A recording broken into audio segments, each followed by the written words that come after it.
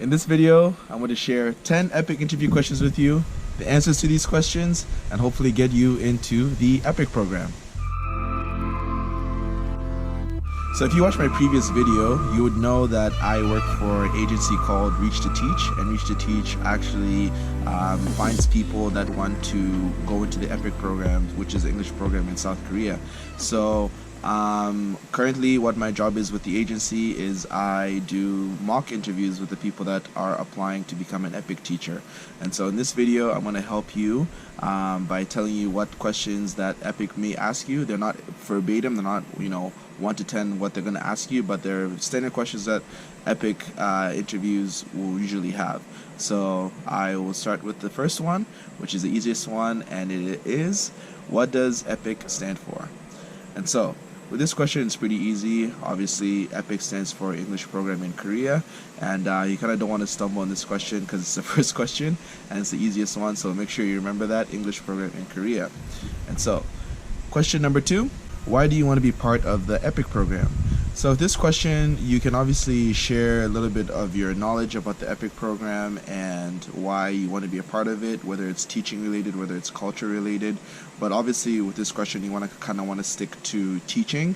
There's a lot of people that do admire Korea for many different reasons, whether it's the culture, whether it's K-pop, K-drama, and stuff like that, whatever interests them, whether it's the food, the people. But you kind of want to focus on teaching. So here you want to say, you know what, I am looking forward to helping the students learn English. I want to see them progress. You can talk about maybe some teaching experiences you've had in the past, saying that, I've done some tutoring, or I've done some volunteering at a school, whatever it is, like can show them your interest in teaching. That's kind of what you want to do at this point, just to give that information to show that you're really, really interested in being a good teacher and helping the students learn English. And question number 3, so what do you know about EPIK and Korea? In this question, you can obviously just share your basic knowledge about the EPIK program. You can say that EPIK hires from 7 different countries. These countries would be America, Canada, England, Ireland, South Africa, Australia, and New Zealand. So these are the 7 countries. You can say that you know that it's a 1-year contract, and when you come to Korea, they will put you in a 9-day, I think it's either 7-day or 9-day orientation, in which you're going to learn about Korea, you're going to learn about teaching, you're going to learn about the system and how everything works, and you also understand that EPIK places teachers all over the country, all over South Korea. So they don't just place you in Seoul, which most people do, and they apply there. And yeah, you can talk about how, once you start teaching, you're teaching conversational English, so you're not teaching grammar or sentence structure or anything like that. You're going to be in class and you're going to try and create lessons in which the students are going to speak as much English as they can, and they're going to be conversational. And you know that you work with a co-teacher beside you who is Korean and who will be able to speak English and Korean to communicate this to the students when they don't understand what you're saying. So these are basic things about the EPIK program that you should relate to them, to let them know that you are knowledgeable about the program. And then obviously with regards to Korea, you can say whatever it is that you like or whatever it is that you like to experience. This is just additional to what you know about the EPIK program, because that's the more important thing to say. Question number 4, how does this job relate to your future goals?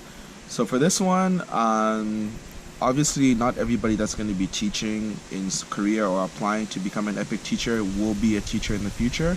So you kind of want to keep this, how can I say, teaching central. So for example, let's just say in the future you want to be a doctor or lawyer or whatever it is, and you want this just to be a short-term experience for you.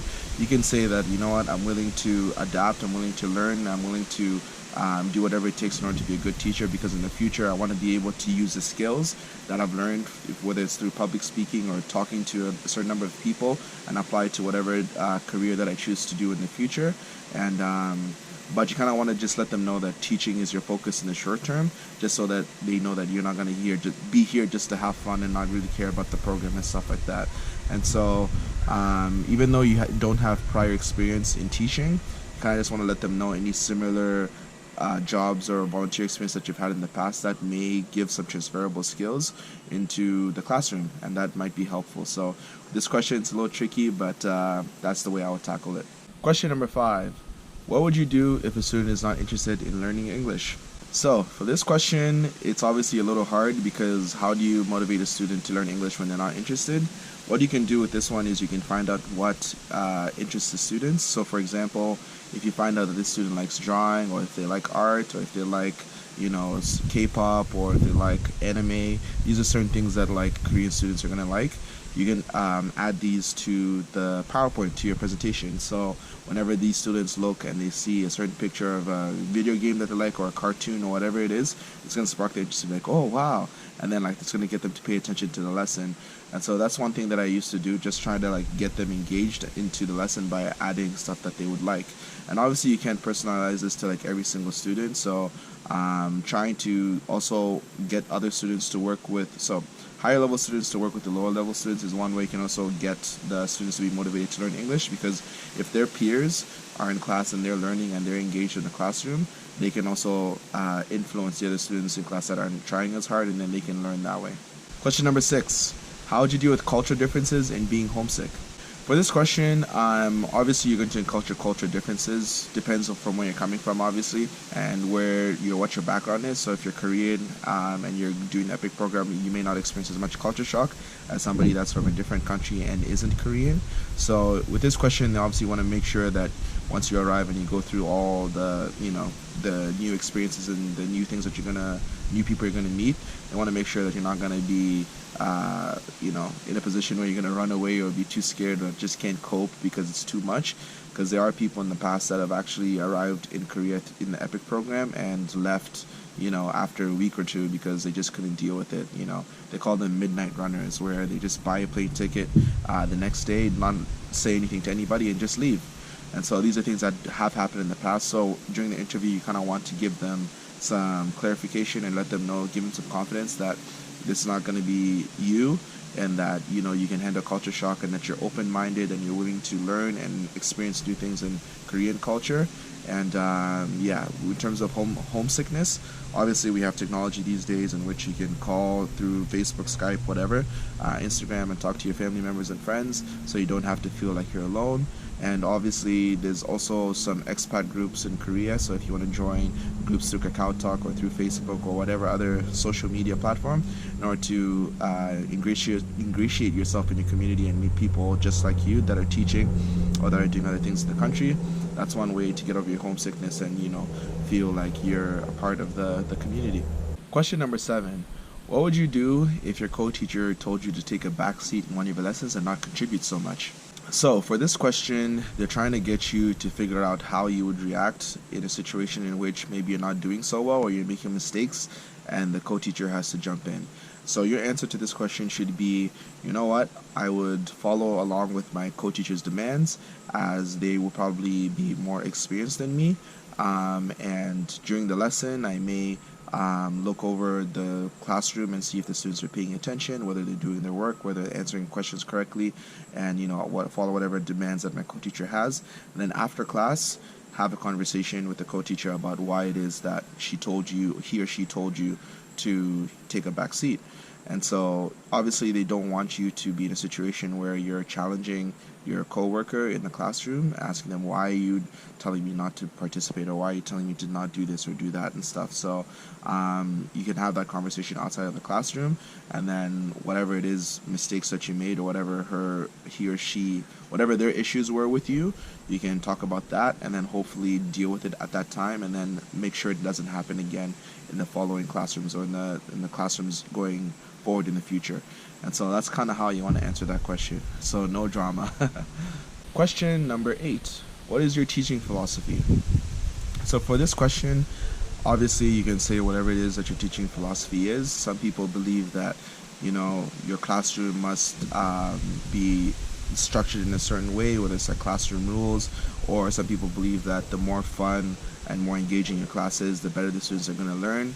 And so I don't think there's anything wrong with whatever answer you provide to this question, as long as you don't say anything too cruel or anything that doesn't really make any sense.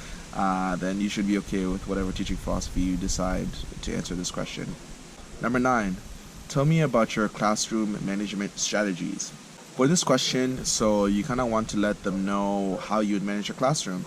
And so, like I kind of mentioned in the previous question, you can set up some classroom rules. So you can tell the students, you know what, like in class, you should not speak Korean. You should only try to speak English.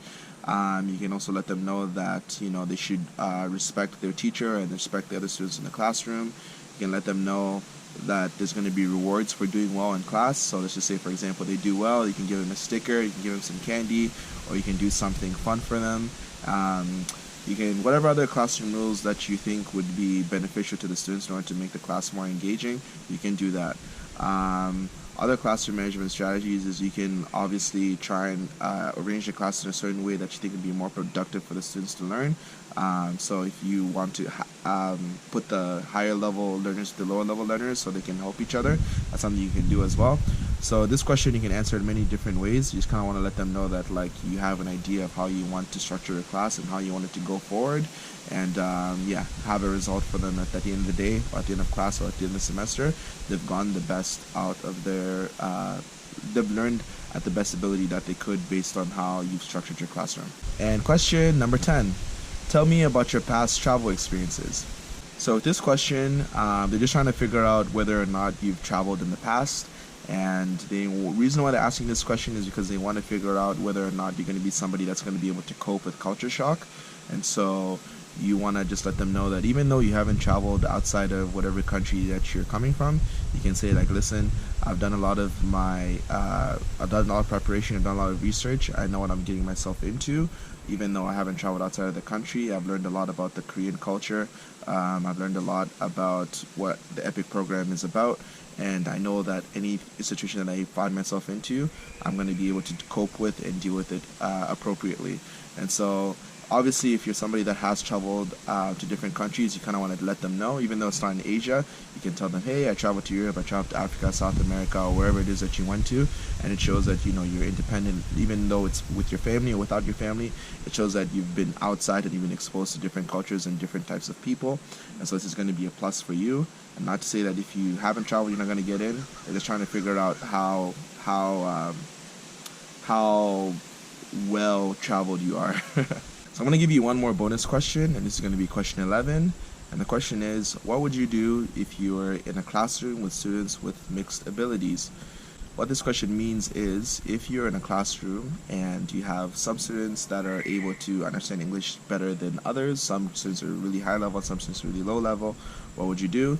So like I already mentioned earlier in this video, you can obviously try and group certain students together, so the higher level students, the lower level students, so that if the student doesn't understand, they can just lean over and like ask the higher level student whatever question it is, because sometimes students are really shy and like they won't feel comfortable coming up to the teacher and asking a question, so they'd rather ask their peer. And if they're right there and their peer understands and they know what it is that you're trying to say, or yeah, what it is you're trying to say, they'll be more willing to help and they'll be able to learn better in the classroom. So I think that's the number one strategy you can do. And obviously making English more fun and interactive can get the lower level students more interested and want to learn English more. So the more fun and engaging you make the classroom, the better chance the students are going to learn. And so I want to just end this video by saying I did the EPIK program and I just finished it actually less than a month ago. So if you want to watch this video right here, it's a sample video of one of my classes that I had, and it can give you an idea of what a classroom environment is like in the EPIK program. And so I wish you the best of luck. Hopefully these questions were helpful to you, and like I said, it doesn't necessarily mean you're going to get all these questions. These are just 10 standard questions that have been asked before in the past, and these are the questions that I ask people through the Reach to Teach program before they go into the real interview to get them ready in my mock interview process. So yeah, that's pretty much it. I don't want to ramble on anymore. I can't even talk anymore. So anyways, stay dreaming, stay chasing, good luck on your interview, and I'll see you later. Bye.